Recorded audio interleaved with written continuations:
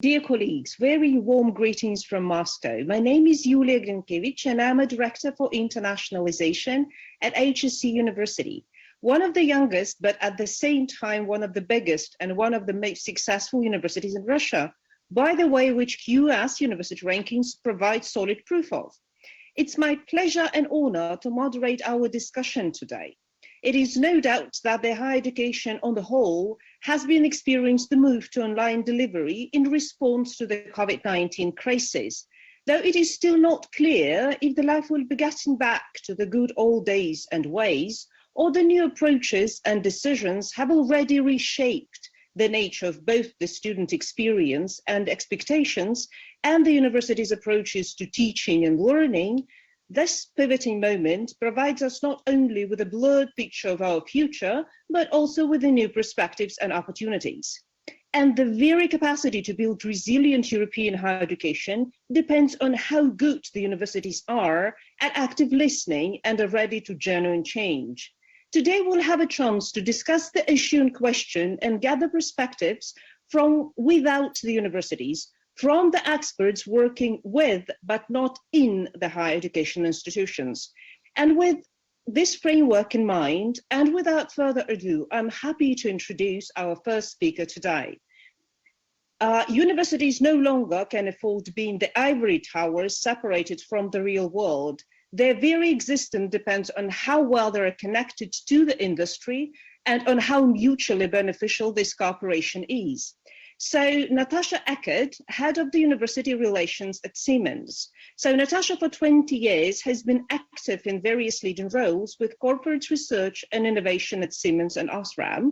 She has extensive experience in the university industry business and currently managing Siemens globally strategic partner programs with universities and research institutes. And she has been involved in Siemens International Technology Innovation Management and was responsible for expanding Siemens' corporate technology footprint to Asia and Russia. Though through all her career, she was tightly linked with higher education. Currently, Natasha holds seats at the University Council of University of Passau, Technical University Munich Board of Trustees, Bayern Innovative Board of Trustees, and the Practitioners Committee of Universities Industry Innovation. Natasha is also a member of the University Industry Partnership Development, and she holds a PhD degree in business administration from Ludwig Maximilian University Munich. So Natasha, please, the floor is yours. So thank you, Julia. Thanks for the nice introduction. Very warm welcome to everybody. It's really a great opportunity for me today to just contribute or to be here with this fantastic panel.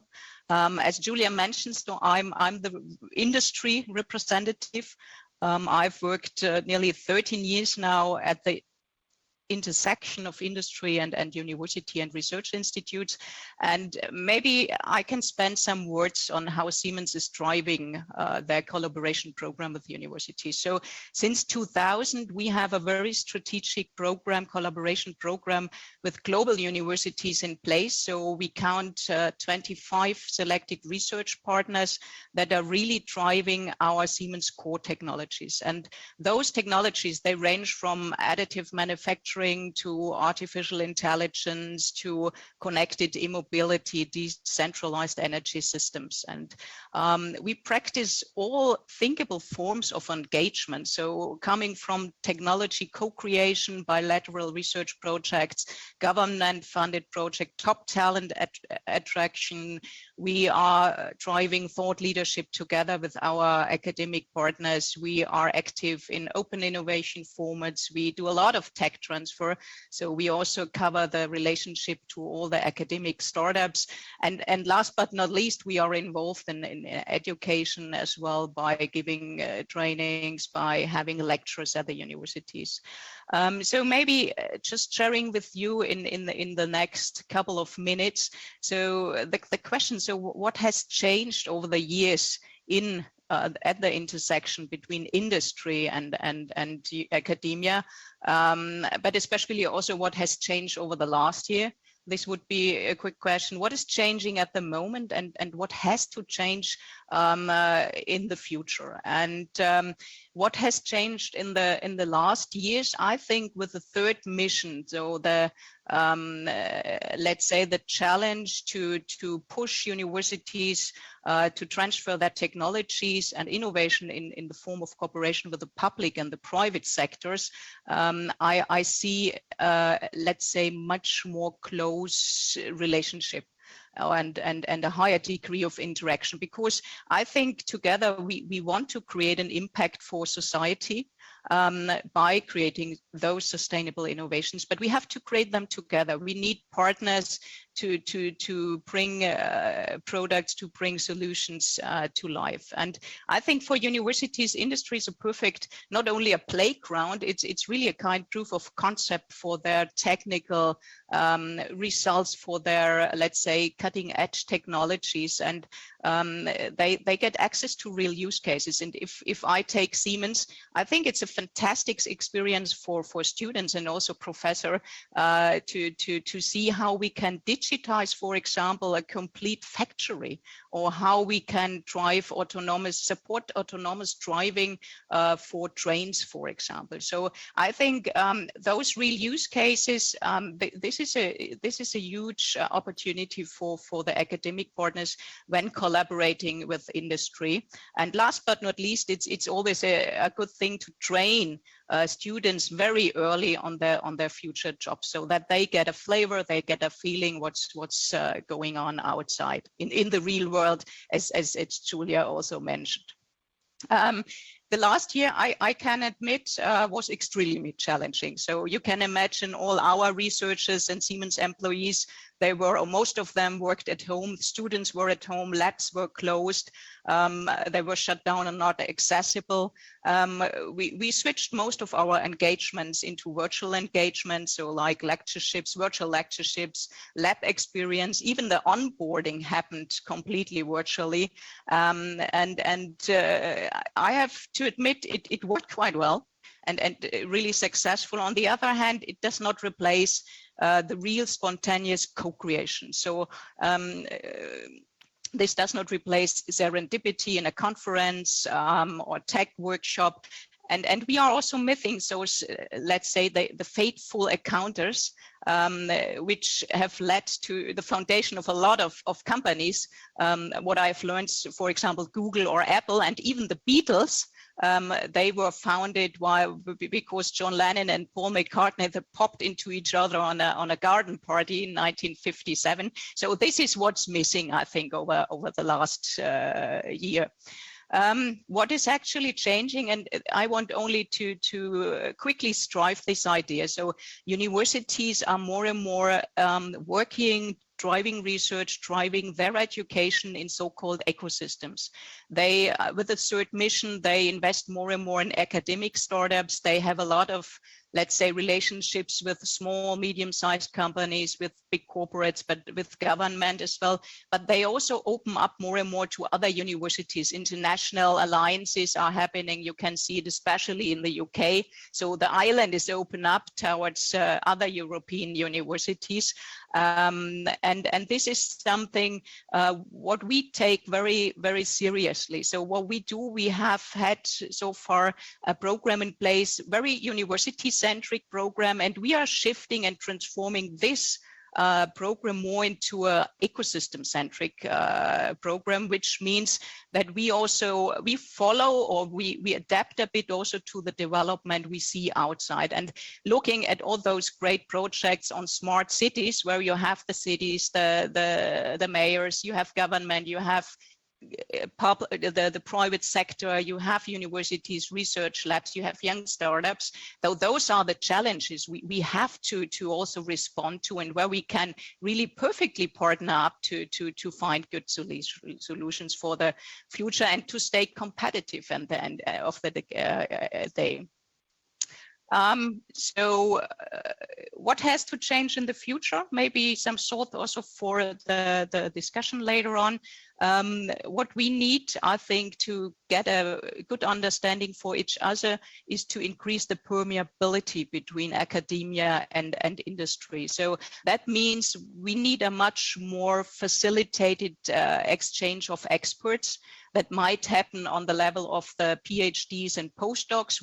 We have good industrial PhD and postdoc program in place within Siemens, for example, but we need it also for the more senior persons, though, working on, let's say, industrial professorships. How can we shape a model where a Siemens research expert can work 20% with Siemens, 80% with Siemens, and spend 20% in an industry, for example, doing research and education there. So I think this is one point, and a second one, and it's a tricky one. It's getting back to the third missions of the universities.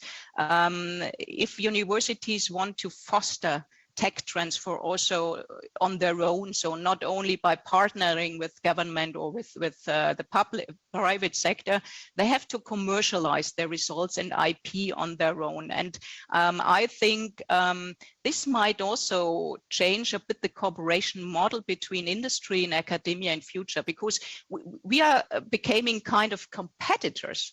At the beginning, we had the clear, let's say, separation. We had universities doing fundamental research, moving into the applied research, and then now they are also challenged to commercialize their own results, their own IP, and this needs resources, this needs expertise. And at the same time, it's always tricky to negotiate about the intellectual property rights when driving collaboration with the partners at universities. But this might get much more fiercer by having this more competitive element in the future. So a couple of thoughts from my side, and very much looking forward to the discussions later on. Thank you. Thank you very much, Natasha. So I think as we do have 3 more speakers, it would be nice to listen to them first and then open up the floor for the questions from the audience.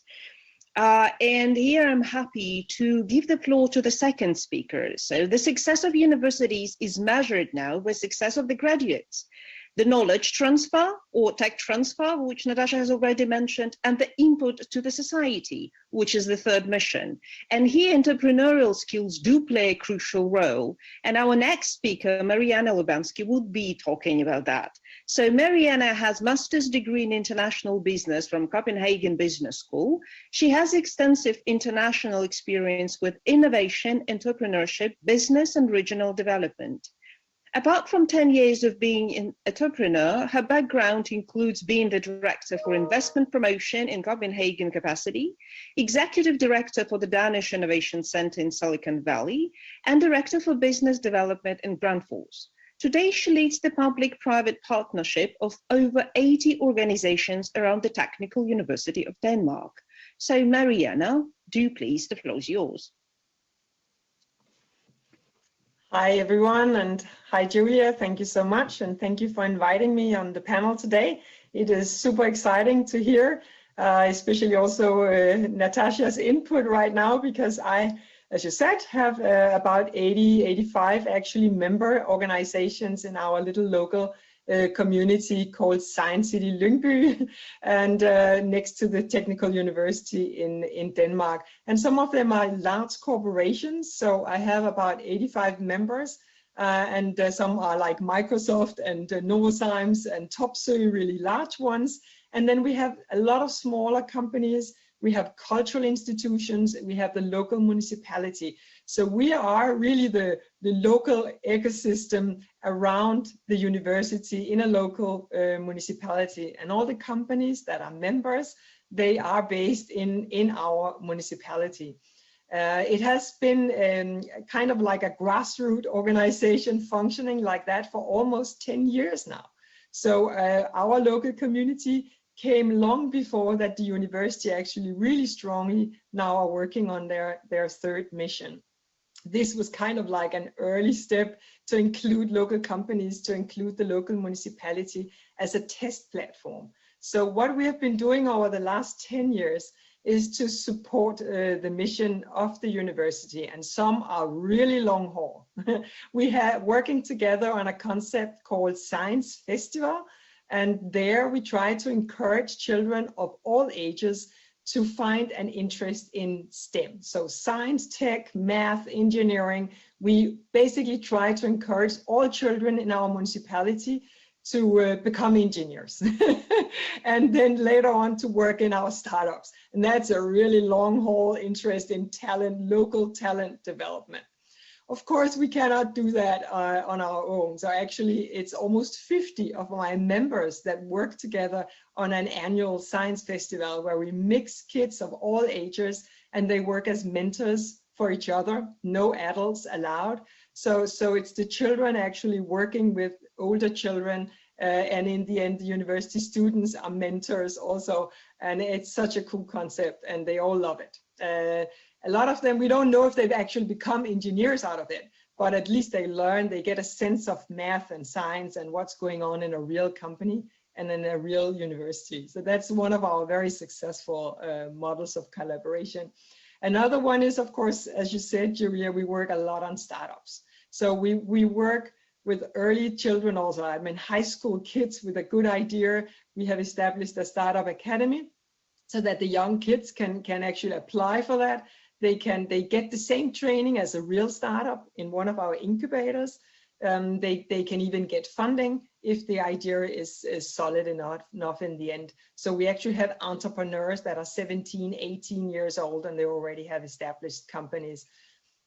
The ecosystem of the university, of course, also have really strong facilities today. So when we started out 10 years ago, we were the ones hosting the hackathons. We were the ones doing all these different challenge-based collaborations between companies and the universities and the other educational institutions in our municipality. But now the Technical University has established its own Skylab, it's called. It's an entrepreneurship center for students and professors. And of course, the Science Park also has a lot of incubators with different acceleration programs and stuff. So whenever the ecosystem or the university is like taking over and solving it, they do it better than we do, then we move on to the next challenge within our network. So what I do is that we partner, we matchmake our partners. So we have a challenge, we have you could say a missing link in the ecosystem, then we will call on partners, maybe 10, 15 different organizations will then sit around the table and say, okay, how do we solve this? And that's like one special focus, for instance, is on international students. So honestly, not enough kids are becoming engineers, so we need to invite more international students to our facilities. And then what we do in the ecosystem is to make sure that all the internationals, they thrive in our community. So we work on accommodation, we work on mentor programs for spouses that they can get a job. We work on leisure, what can you do when you are like not working all the time? How can you get a job after your studies, for instance? So a lot of the local companies are not maybe so well known for internationals. So what we try to do is to host our own career fair to encourage international students to stay a year or two after graduation in some of our local companies in our community. We are like the local test platform, I would say. Just imagine, I mean, the 85 members have about 20,000 employees in total, and they are unique test platforms. So it's one big living lab. So if you have a professor with an idea or you have students with an idea and they would like to test it, it's so fast and easy to test in a local ecosystem. So instead of having to go looking for a partner abroad, you can just ask me and I'll find someone who would be ready to test and make your like first market proof of concept. Is this a good idea at all? We can do that really fast. And we do that all the time. And of course, we also work on hackathons. So we have like large corporations also that are eager to understand how can we improve energy efficiency even further on our factory or whatever it could be. we work with mobility and all the other topics too, Natasha. And then we involve students, we involve startups, we involve, you know, local citizens even, to give feedback. How does it feel? Would we actually jump on the local bus if it was a self-driving bus? We have a test like that right now. So that's very hands-on. And then also recently we have started to share data. So we are really trying to pursue, as a not-for-profit organization, because I don't have to make money on data, and these 85 partners, they have so much data. We'd like to share this data in a safe way with students and researchers, because they always lack data. So to be able to work on their problems or their different technologies, would be nice to have more data to work on. So that is a really strong focus for us these days.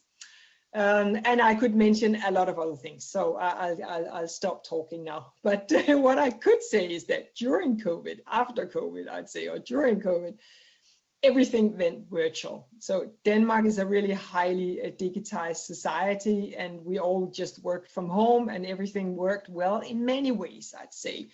We had virtual hackathons. We could do most things except actual real life testing. So labs, living labs, of course, closed down. But the outreach actually for my organization was suddenly much larger than ever. I mean, we are really a local community. But after we became more virtual, suddenly we had people from all over the country participating in our webinars, and then we also had interest in international interest. So we were never used to that before. So that was like a positive one for us. On the other hand, we have less international students coming in. We were not able to receive them as well as we would like to. I think loneliness has actually been a big issue for a lot of the young people. Some are hesitant to come back. When we have network meetings today, people are like, they all show up and they are crazy eager to network again. Some people are more hesitant. So we'll have to find ways how to collaborate in the future, and we still think it's going to be a wild mix of virtual and hybrid and real life experiences. I totally agree with Natasha that what we miss, we are a matchmaking networking organization. We miss the random meeting. We miss the place where you bump into people that you didn't plan to meet. So, and to actually encourage open innovation today, that is crucial. It's crucial that employees from my 85 different member organizations bump into each other, can start share knowledge and decide to do things together. So I don't hope that will ever die, and I don't think so. We still feel the demand for that kind of meeting. You just have to stop me, Julia, because I know I probably spent my time and we can continue the debate later on. Thank you very much, Mariana, and thank you so much for adding dimension to what has already been shared by Natasha. So it's not only the university and industry, but also kids and then university students. It's also local versus global. So it has really proved that the ecosystem is truly three-dimensional, so that really covers all kind of interactions that our university being into within the society. And I would be then very much then, I think, not only happy, but I think it's right and appropriate to have a look and see that the perspective and the view from the company helping prospective students navigate the sea of opportunities, putting it straight actually, helping them to make the choice which university to join, and helping the universities to find the appropriate benchmark for the strategic further decisions. So I'm happy to introduce Ben Sowter, who is currently leads the QS Intelligence Unit and the unit which is fully responsible for the operational management of all major QS research projects, including QS World University Rankings, QS World University Rankings by subject, and all the regional university rankings compiled by QS. Also including the research reports on business education. So Ben traveled extensively around the world and to over 40 countries and spoken on his research in over 20, and he personally visited over 35 of the world's top 100 universities around the world. So Ben, please, your perspectives and the challenges and probably some ideas to share. Thank you very much, Yulia. That's a very kind introduction. And I guess I'd like to pick up on some of the themes from Natasha and Mariana. There's a real sense of the positive and the progress in their stories, in the way in which they're interacting with universities. And there always have and there always have been pockets of great practice where universities are embracing the new and exploring new opportunities. But what I'd like to talk about today is inertia, necessity, and change. Those three themes and how they affect many universities, particularly in Europe, which is home to some of the longest established universities in the world and the largest proportion of the world's top ranked universities.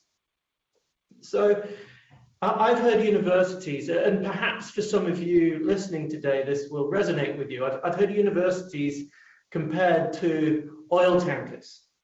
That if you want to change the direction, you turn the wheel, and then a few miles down the road, it begins to gradually shift in the direction that you were intending. And if you don't anticipate the requirement to change direction early enough, you'll perhaps be too late and left behind. This is a characterization I've heard many times of universities, and it's reflective of a bureaucratic governance process that relies on committees and developing consensus and bringing everybody on that journey, and for many universities, quite a democratic, inclusive way of moving forward. That prevents, in some cases, rapid and undesirable change. It enables universities to lean into their traditions and the great strengths that they've developed over the decades, and for some, the centuries. But it also makes it difficult to move. And 20 years ago, 50 years ago, maybe that's a positive thing. But in today's fast-moving world, universities, perhaps your university, are finding it difficult to adapt, certainly at least before COVID. In the words of the great American songwriter Johnny Mercer, when an irrepressible force such as you meets an immovable object like me, you can bet just as sure as you live, something's got to give, something's got to give, something's got to give. And perhaps this reflects the experience that we've all been through in the past 18 months. These universities that, in some cases, perhaps the most progressive amongst you had given up on a little bit. You'd begun to believe that you couldn't change your organization, that you couldn't move it forward, that you couldn't enable it to adapt to the challenges of modern society, to young people today, to the issues of climate change and a variety of other factors facing university. Yet, the history of human innovation is riddled with examples of extraordinary change and development for the right and sometimes the wrong motivations. For example, in 1903, the Wright brothers flew 260 meters in the Wright Flyer. Just 10 years later, above the battlefields of the Mexican Revolution, airplanes were dogfighting with one another, and the progress of technology, albeit in that case in the face of war, had changed dramatically in a short period of time. In September 1961, in the midst of the Cold War, in the face of Russian superiority in the space race, John F. Kennedy made a speech that said, "We choose to go to the moon, not because it's easy, but because it is difficult." And just 2,504 days later, Neil Armstrong set forth on the moon. And in 2020, in just 10 months, the global scientific and research community came together to face a new enemy and developed a vaccine in record time, many commentators observing that 10 years worth of vaccine work was achieved in just 10 months. And now we're beginning to feel the benefit of that rallying cry, that shared objective, that shared adversary that brought us all together to achieve astonishing things. And universities have been at the center of that. And these are the big ticket innovations, if you like, that we have seen over our recent history. The smaller innovation, but in many ways the much faster one, has been that pivot to virtual education, that probably for some universities in the space, not of 10 months, but of 10 days, university programs that were wholly online had pivoted to some version of virtual that was then iterated and incremented to make the best possible use of the situation and the technology available to see us through a challenging time. And for years, we've been talking about how online education is going to become more important. And for years, we've been looking at universities saying, well, nothing's really changing very much very quickly, is it? And all of a sudden, there it goes. We have no choice. And we pivot. I'd like to challenge European universities in particular to turn that ability to change, that speed of movement, to bring about a shift in attitude and outlook, to say that it's not okay to have a climate neutral target by 2040. Why not 2030? Why not 2027? Why not 2025? Why not really focus on some of those challenges and learn from this experience and bring about that change and that focus at an even more rapid rate going forward? A final story to wrap up my challenge to you all, which is recently I was talking to someone and they were saying that at their university they were amazed by how many people were looking forward to going back. Looking forward to going back. I would like to challenge you all to look forward to moving forward rather than looking forward to going back, and taking the positives and what we've learned out of this great challenging time, bringing it back into your university lives, transforming your institutions to face some of the wider challenges that we face as a species today. And I really look forward to talking to you through the panel and the questions to understand what your perspectives are. Thank you. Thank you very much, Ben. I cannot speak for the audience because I haven't yet seen the feedback, but I think the challenge here within the panel is accepted. And thank you very much for such, I would say, not simply just interesting and thought-provoking, but really putting some real challenges speech. So if I may, there are certain things that I would like to put some additional emphasis on. Definitely it's about speaking forward. So Natasha, could you please kindly share, so has specific demand for specific skills from the industry changed or maybe shifted, as Ben said, because we do really experience this paradigm shift from the way we used to be working before or cooperating before to some uncertain ways, hopefully not looming, but really showing the perspectives in front of us. So has it really changed recently or not yet?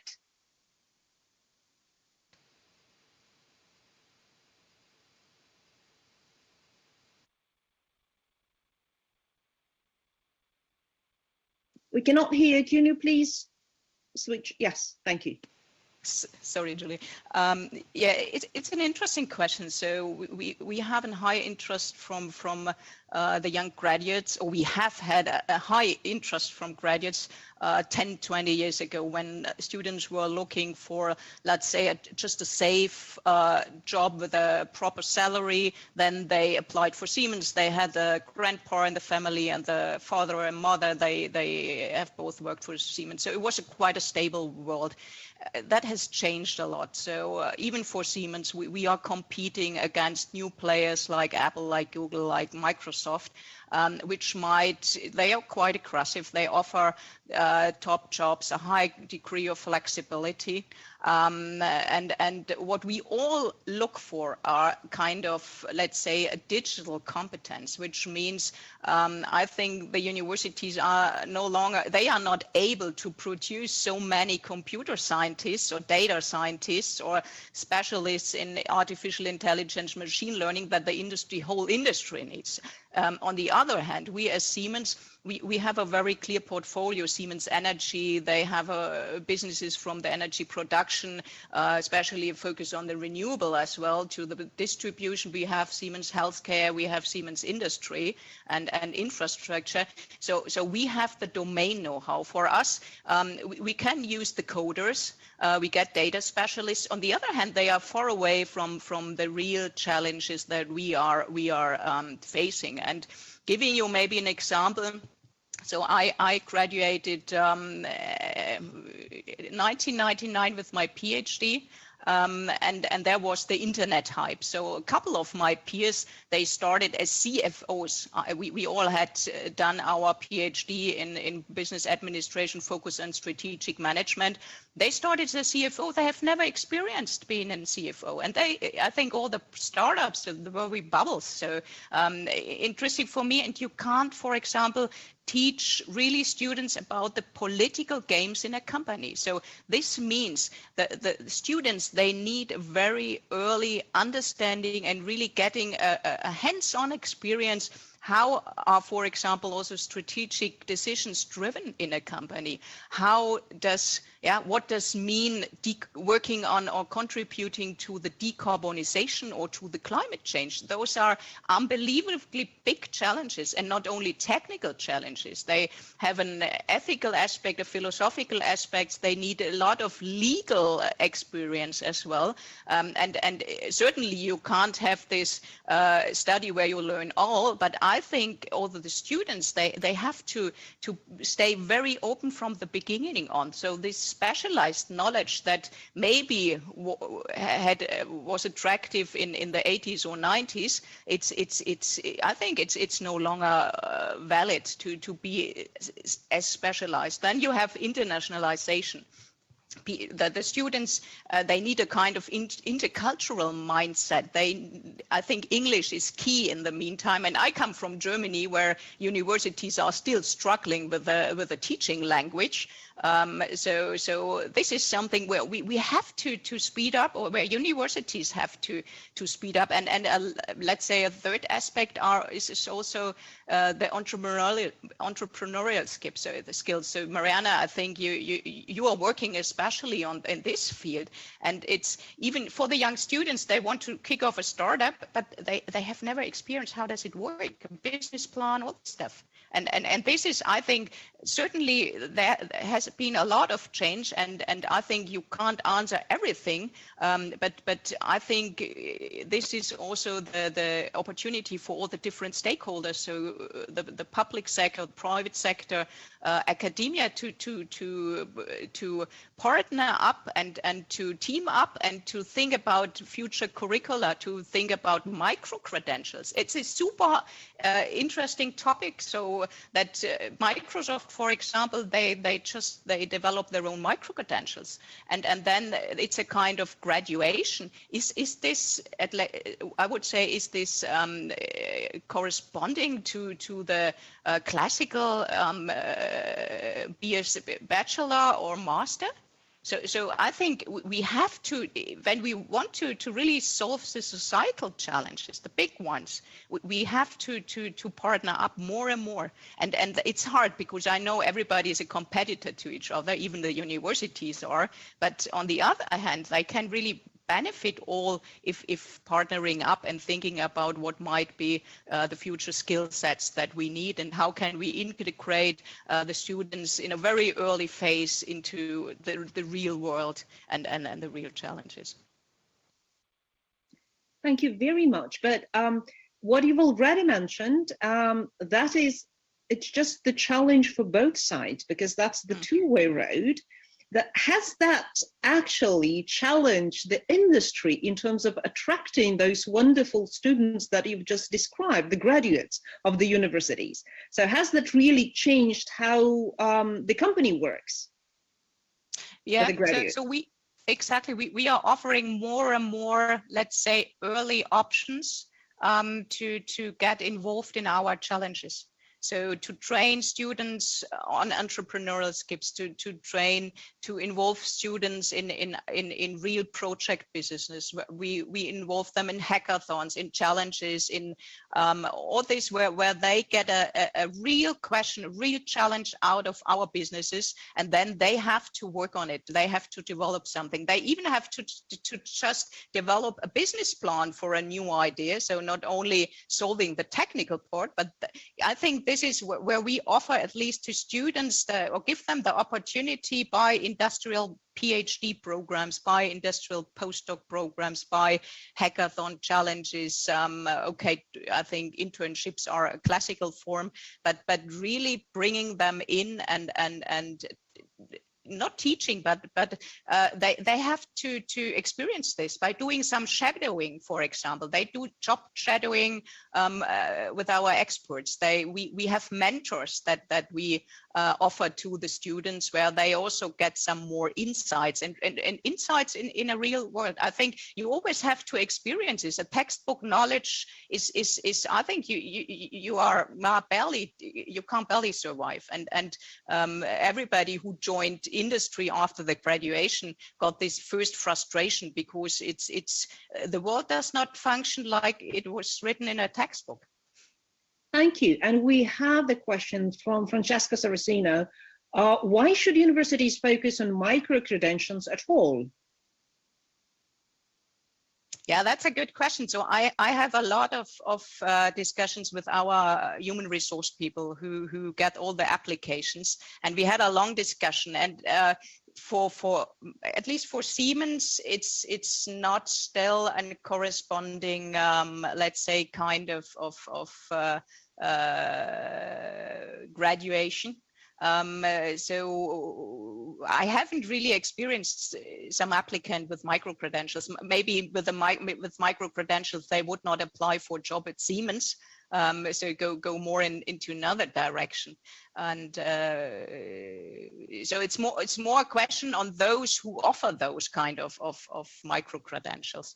So for us, for Siemens, it's not yet let's say, a valid graduation or education. But that does correspond with that idea that you expressed, that we need shorter iterations while working together with the universities. So to get more agility in terms of getting those graduates ready for the real world tasks and the industry projects. Thank you very much, Natasha. Mariana, have you had any experience with micro-credentials within this ecosystem? And there is one more question coming concerning that perfect bridge Natasha made. If you can take them all together, that would be, I would be happy to actually voice it up on behalf of the universities, because being a moderator, I can allow at least a bit of egocentric accent here. So what and how can universities benefit from the ecosystems around them or where they exist? Thank you. Thank you so much for the question. I'm not sure I know so much about micro-credentials, but what I can say is that there are a lot of programs for students in different companies around, and they get, of course, it's nice to put on your CV that you've been engaged in certain activities also outside of class. I can see that it's a lot of the ecosystem, what we offer some of the students at the university is this life experience. What is it? What's real life about? Well, how does a real company work?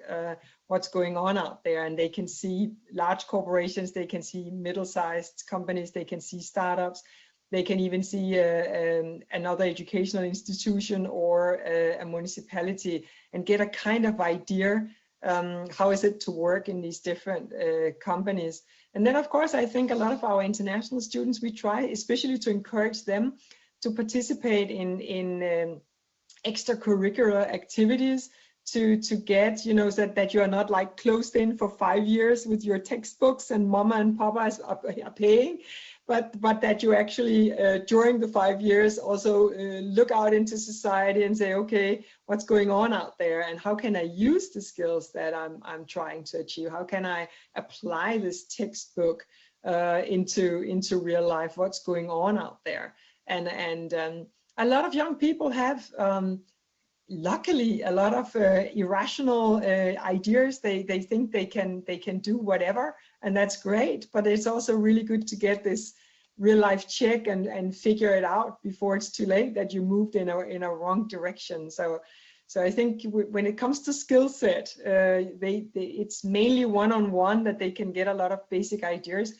But what we do more than that is actually that the professors reach out to me. So we work with different institutes at university where they are like looking to apply certain real life experiences into some of their curriculum. So for instance, at DTU, the Technical University, they opened up a master's degree on entrepreneurship. And of course, they reached out to us immediately and said, how can we work together with you? Can we get some challenges from you? Can we use your startup academy? Can we use your living labs? Can we include, you know, will you, some of your companies come with some real challenges that our students can work on real life problems?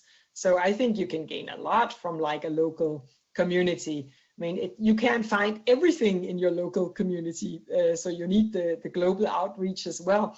But it's really easy for us. I mean, when the students figure out we have a living lab less than 1 mile away where they can test their technology, it's like, wow. I mean, so it's about using those opportunities. Yeah. Thank you.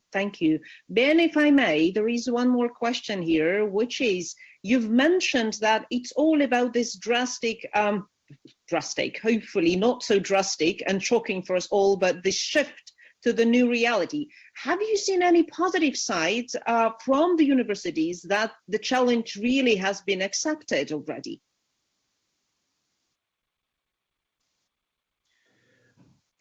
I mean, here is one of the challenges within the challenge, right? Is that conventionally, universities require a degree of consensus to move forward. And when you have an external influence or adversary that brings us all together in a common cause, it's easy to develop that consensus and have everybody's agreement that we should move forward in a particular direction. When that shared adversary dissipates, the variety of influences that drive institutional behavior become more challenging to navigate. So what we're seeing right now is lots of positive signs, lots of positive conversations.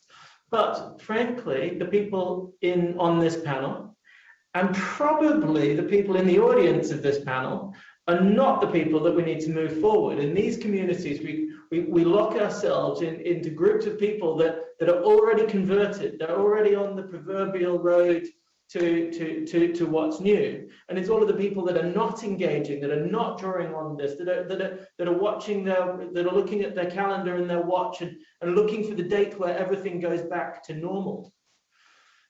The actress Jodie Foster said, you know, normal is not something to aspire to, it's something to get away from. You know, if you're recruiting at Siemens, you don't want to recruit normal graduates. If you're working in an ecosystem around universities, you don't want people to do normal things. You're looking for them to move forward and expand. And the challenge as we move back to sort of a more normal external environment is for us to keep that sense of shared responsibility for progress and driving ourselves forward and taking the positives from this, blending it with the positives of being able to do more things face-to-face and physical, and drawing those all together to give birth to a new generation of university experiences for the next generation of young people. Thank you. So we're getting then back to the this specific issue of getting others involved and actually make the ball rolling and getting more and more inertia after all. I mean, so that it would keep more rolling. So it's all depends on how you perceive it, on the angle of the view, and depending where you are, what's happening. But we do have a very good questions concerning those shifts, which might be inevitable finally. And that is from Zoya Zaitseva. And that is to the industry and about the very important things, experiential learning programs and virtual internships. So those that started and are probably one of the good things that came out of the pandemic. And do the companies plan to give them more attention going forward and keep the good practice?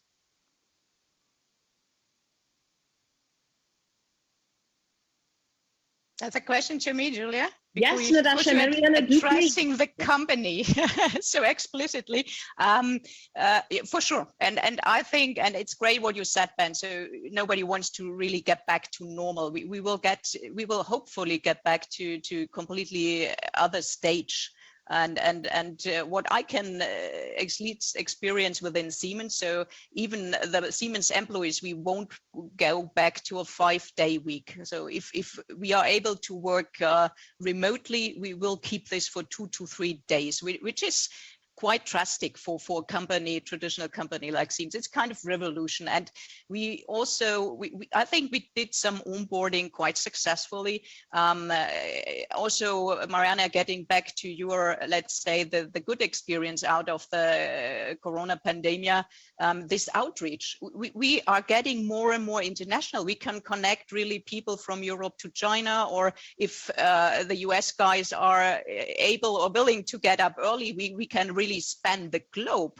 And this is, we did a fantastic experience with those virtual lab tour. So where we invited students from wherever in the world, and they just visited our additive manufacturing lab, and they were experts sitting on our side, students asking questions. And I would really love to see, and I know from my colleagues, they will certainly keep those kind of formats. We have let's say, virtual startup pitches where we invite young startups and we invite our experts, and they present their ideas, and then they discuss on this. And it's interesting what we could get started. And I think a good thing was also we worked much more in a much more pragmatic and fast way. So thinking about those, let's say, very hands-on experiences, for example, using 3D printed parts for ventilators. We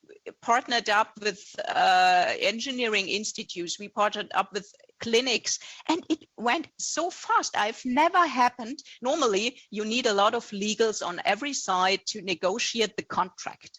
But there was no time to negotiate for a long time the contract. So this was for me a huge benefit. And I really hope that all of us can use this momentum and pick out the good things of all the different worlds, but there will also be the future world. And it might be kind of whatever, a melange out of everything. But we should really use those good experiences we all have on all the different sides. So even on the governmental sides.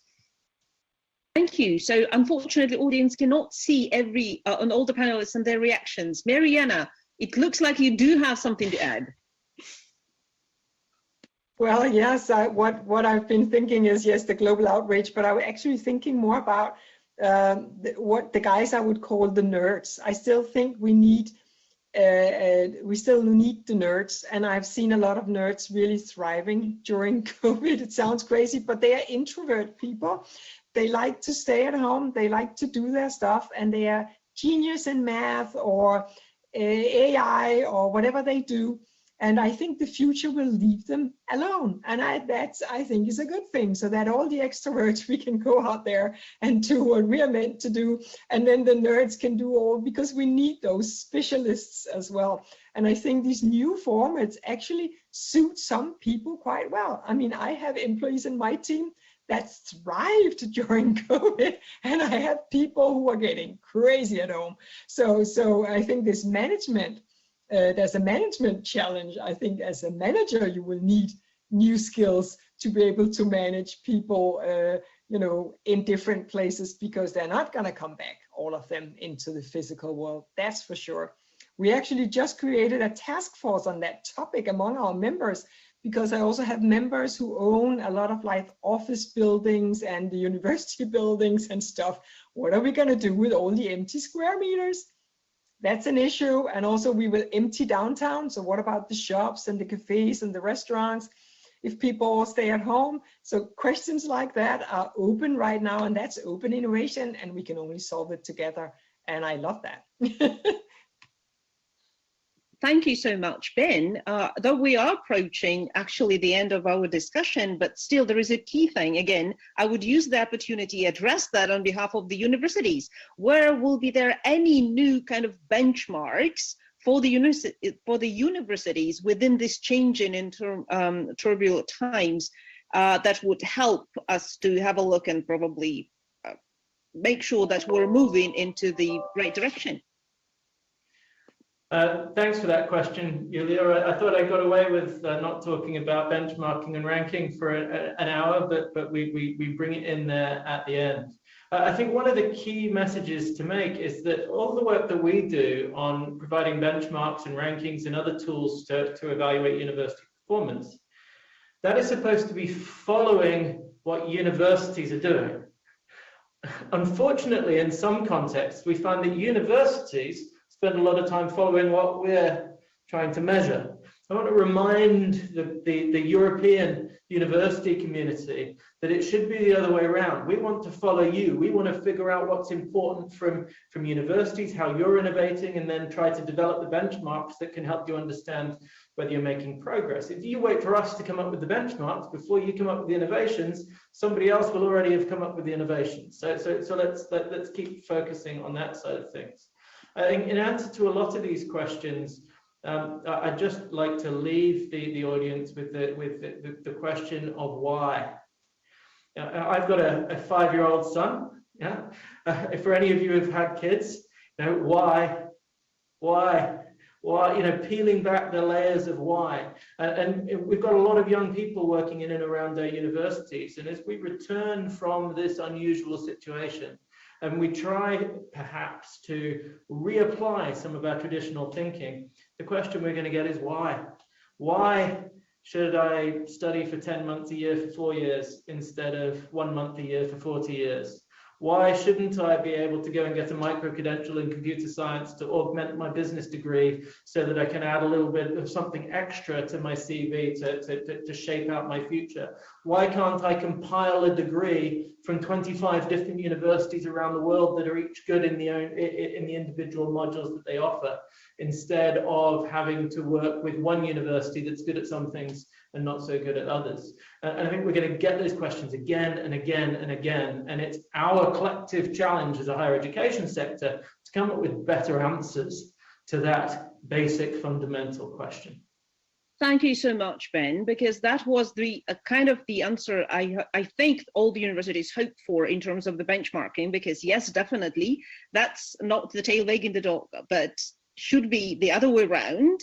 And just to sum up a bit, what I think what we heard and discussed today made me really think of this new coined term, which is competition, which is coming out of two major concepts of the current reality: cooperation and competition. And the question is whether we would find this creative, mutually beneficial way of putting efforts together in really facing up the new perspectives and grabbing the new opportunities in front of us. So I'm sorry to say, dear colleagues, that we're approaching the end of the discussion, which on the one hand is a pity as we have just started, and obviously there is so much to be said and discussed, but on the other hand is perfectly fitting the reality. The disrupted discussion doesn't mean that it has to end. So let me express my gratitude to our speakers for their time, Natasha, Mariana, Ben, and shared ideas, inspirational, captivating, and thus very thought-provoking. and hopefully leaving the audience later on to discuss that within the platform provided by the QS Europe Summit. And I would like to finish our discussion with one of my favorite quotes from Leo Tolstoy. As I'm Russian, I have to do that. So everyone thinks of changing the world, but no one thinks of changing himself. Maybe the time has come. So good luck and thank you very much for being with us.